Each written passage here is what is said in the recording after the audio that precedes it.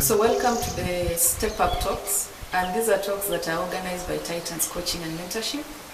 Titans Coaching and Mentorship offers coaching programs targeting the youth, and our main focus is actually to work on the mindset, because what we believe in is whatever we think about is actually what you manifest. The results that you get in your life is based on the thought process that you have. So our programs are focused mainly on the mindset, and we run a one-year program that helps the youth in tertiary institutions to be able to transit from being learners to being earners. You can visit our site for more information on how the program runs. You can visit our site for more information on how the program runs. But we welcome you to these talks that are part of us giving back, part of us sharing the information that we have to be able to help you cope with the day-to-day challenges, to be able to help you to become a better person, to be able to help you to maximize the potential that you possess as an individual. Today we are going to focus on self-awareness, a topic that is going to help you to have a better understanding of who you are as an individual, who you are as a member of the community, and how that impacts the decisions that you make in your life. Under self-awareness, you're basically going to look at who am I, and here we'll focus on what your identity is. We are going to look at what your thought process is all about and how it impacts the character or your personality. And finally, we'll share with you a tool, the Johari window, that will help you have a better understanding of who you are, a better understanding from the feedback that you get from not only your family members, your friends, but also members of the society. When we talk about identity, what does an identity mean? An identity basically is something that distinguishes you from other people, but at the same time, it is a thing that makes you similar to others, and that's how you end up having friends that have common interests, friends that have similar likes, similar dislikes, because of the identity that you possess. Now, at this juncture, I'd like you to get into your workbooks. I hope you saw the link on the page where to download the workbooks. Just go to the workbook. There is a model there by Erickson on psychosocial development that will help you have a better understanding of the age bracket that you are at, and what are the virtues that go with that, what is it that you need to expect when it comes to the identity crisis that you might be facing. I'll give you like 5 minutes to go through that, and then we'll continue with the discussion. And if you have any question at this point, just drop us a line, and then we'll be able to answer the questions as we go along. So welcome back. I hope you've gone through the model that Erickson developed, and you have a better understanding in terms of identity. But I'll further explore that. When you look at identity, you want to look at it from 2 angles. The first angle is personal identity. And personal identity basically focuses on your unique character. What makes you unique? What makes you you?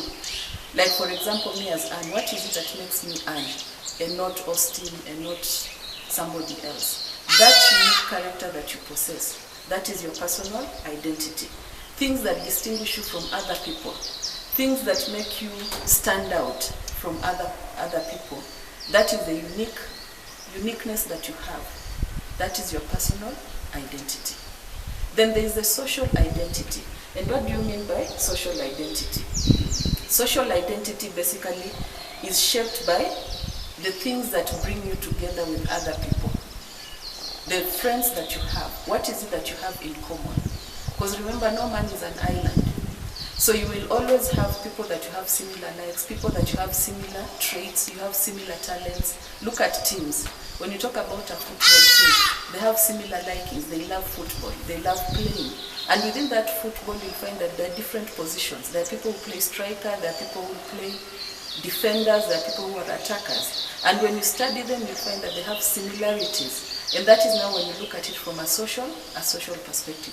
So when you look at social identity, it means that something that brings you together, 2 or more people, the similarities that bring you together, that is your social identity. So if you have a love for sports, if you have a love for art, if you have a love for music, that is part of your social identity. So when you combine the social identity plus your personal identity, the uniqueness that you have, the talents that you have, then that starts to define you as an individual.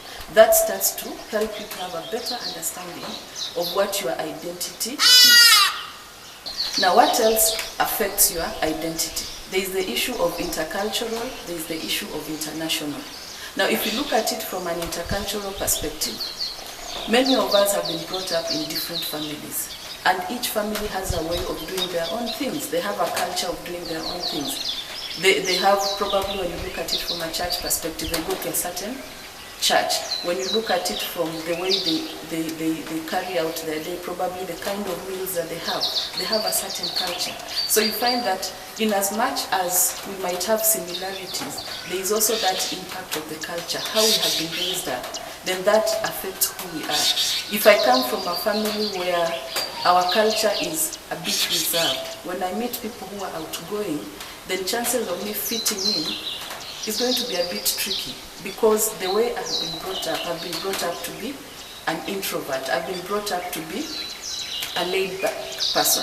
But when you find somebody who's been brought up in a very open, very loud family, very social family, then you find that even their character, they're open, they mingle freely, then it's very easy for that person to interact with people with similar characteristics. And that is why now the personal identity, the uniqueness that you have, which has been shaped by the culture of the family, the culture of the community where you've been brought up, will actually shape the kind of social identity that you come up with. If you've been brought up in an environment where it is a laid-back environment, then also when it comes to your social interactions, chances are you're going to look out for people who also are a bit laid back. Somebody in a very outgoing environment, chances are they will look out for the outgoing. But that doesn't necessarily define who you are. You might find that there are people, once they get out and they get to see, oh, this is what the world has to offer, then I want to refine myself, I want to redefine who I am so that I fit in. Then I will tap into my unique, my personal identity, the uniqueness that I have, and tweak the cultural orientation to be able to fit into the social grouping that I want to fit in. Now, when you look at the international perspective, many of us probably have interacted with people from other countries, maybe in school, maybe in church, maybe at the market, or most of us through social platforms, the online social platforms. Then how does that impact you? Probably when I look at a clip of a musician, how does it impact who I am? Do I start borrowing the characters? Do I start borrowing the dressing, for example, of who they are or how they talk, so that it defines who I am? That is what we mean by intercultural and international impact on your identity. So as we are going through these times of trying to identify ourselves, trying to concretize who we are, then we need to be careful on what it is that we pick, especially from the cultural orientation, how we have been brought up, and the international exposure. What are the traits I want to pick? What are the good things that I want to pick to be able to shape the person that I am? At this juncture, if you have any question, again, please just drop a line for us so that we'll be able to address it. We'll address all the questions at the end of this session, at the end of this the presentation. Now, the other key thing when it comes to understanding yourself is your thought process. And I love this so much. Because when somebody tells you you are who you think, many of us would not understand what that means. But basically, your thoughts define who you are. And how does that work? It works in this simple manner, that if you are able to capture this principle, then you'll be able to actually think into being the person that you want to be. Now, the thoughts that you have affect the words that you use. And the words that you use determine the actions that you take. And the actions that you take on a continuous basis then become your habit. And the habits that you display define you. They actually define the personality or the character that you have, and that is how you will identify yourself, or other people will identify yourself. So when we say your thoughts are you, that is what it means. What you think about, you will speak about it, you will take action about that, you will create habits from the actions, and the results will be the character that you exhibit, which is basically your personality, which is basically who you are. So what we are saying is, if you want to see different results in your life, you need to start with the thought process. And I want to challenge you today. If whatever you're going through is not exactly what you thought you'd want to be going through, then just look at your thought process. What are the things you're thinking? You're thinking most of the time. You're not saying all the time. But where is the focus? So that you look at the things that you're focusing on. Like right now, probably you're going through a challenge of cash. We are used to getting pocket money while in school, but right now we are not getting pocket money. Maybe some of us have gotten some casual jobs we are doing, but the jobs are no longer there. So you find that you lack money. Then what happens? Ordinarily we tend to focus, I do not have money, I do not have money. Then what does that translate into? The words that you'll be speaking is I'm broke, sinado. What does that mean? Even your actions, you'll start behaving like a person who does not have money. So that will define who you are. But if you start thinking differently, in as much as maybe my casual work came to an end, or my permanent job I was given a break till COVID is over, but I can think of another way of making money. Look at what people are doing. Look at what our parents are doing. People are selling products from the back of their vehicles. Do you think many of them would actually choose to do that? No. But you have to adapt to times. And this is something that somebody has to tell themselves. Yes, I might be driving a Prada, I might be driving a Mercedes, but the reality is I need to put food on the table.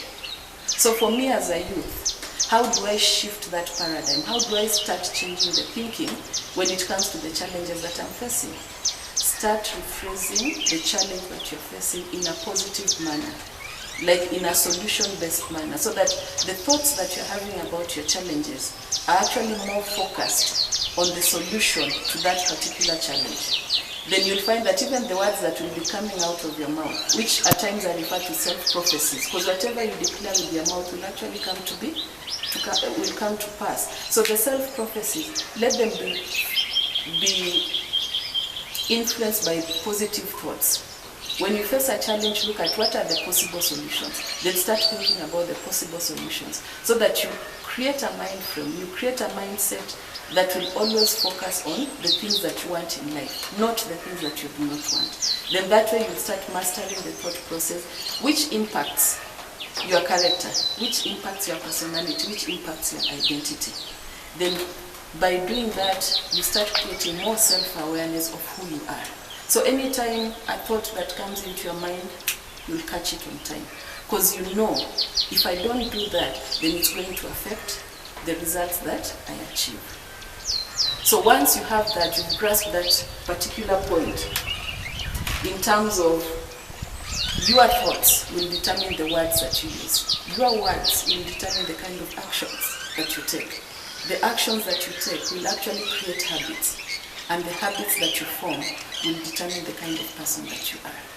So choose today what kind of a person that you want to be.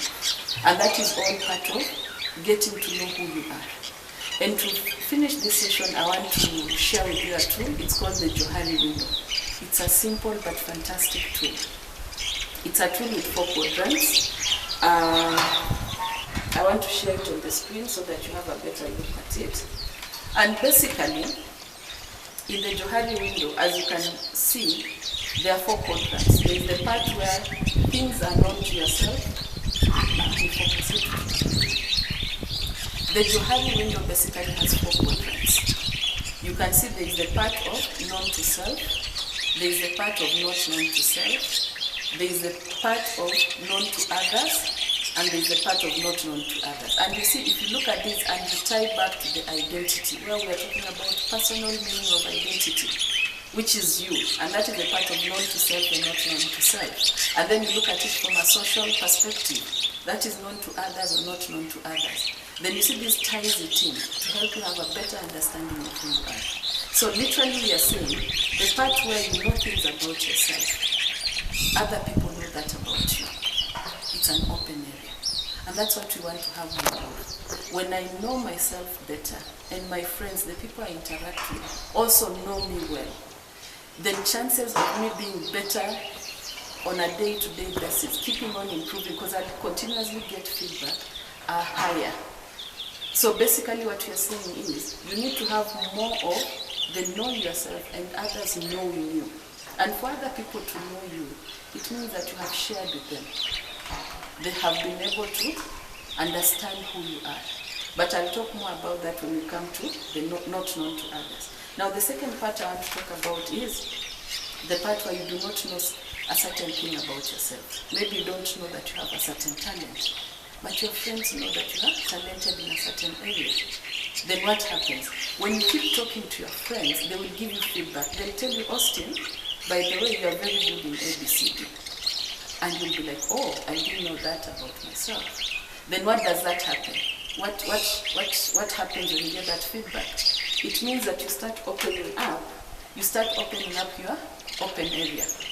Because you're receiving feedback from things that people know about you, the social part of it, the social groupings that you have.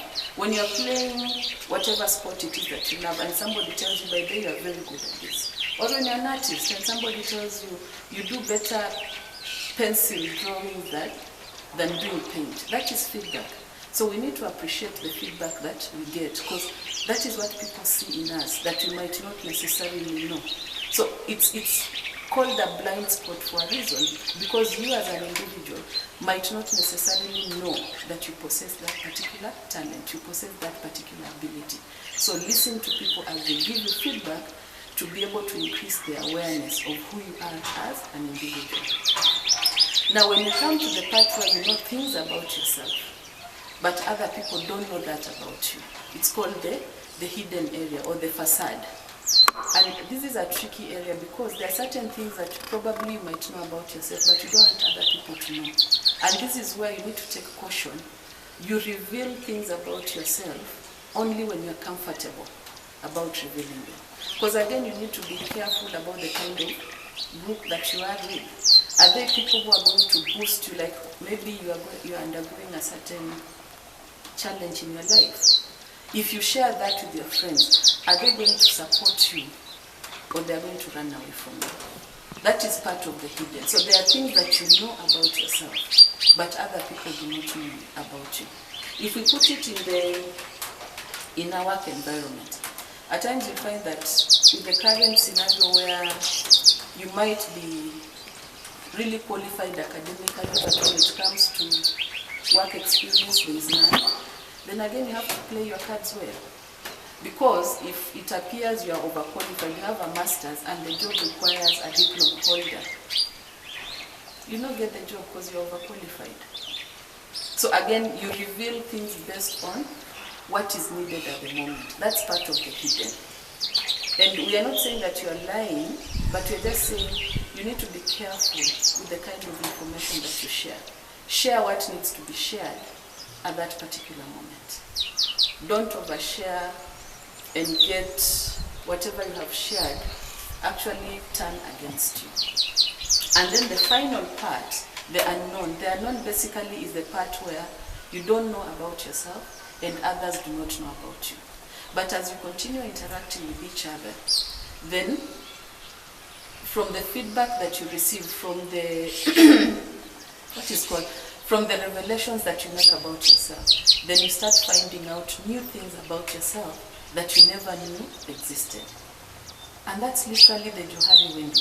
If you use the Johari window properly, it will actually help you to be in a better position to know who you are, because you're going to get feedback from the people in your social groupings. You're going to share more information about yourself. And as you continuously receive feedback and work on whatever feedback you've been given, as you continuously share more information about who you are, the new areas will actually come up. New talents can actually be revealed.